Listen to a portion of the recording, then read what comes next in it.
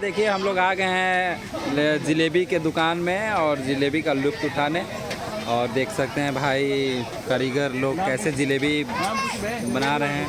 तो भैया आप नाम अपना बता दीजिए एक बार। दीपक कुमार। दीपक कुमार नाम हुआ। तो आप जलेबी बना रहे हैं और देखिए जलेबी यहाँ पर मेला में बनता हुआ गर्मा गर्म खाइए समोसा जलेबी। प्रोसेसिंग होना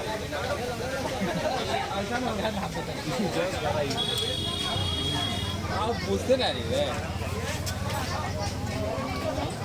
ना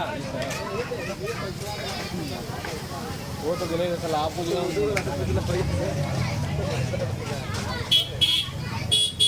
यहाँ पर देख लीजिए जो गुड़ वाला जो मीठा आप पिघल रहा है भैया यहाँ पर पिला रहे हैं मीठा को।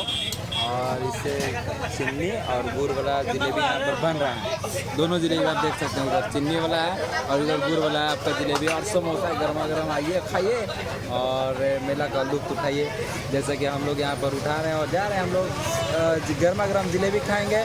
और फिर आपको फिर मिलते हैं नए ब्लॉग के साथ। तब तक के लिए धन्यवाद, थैंक यू।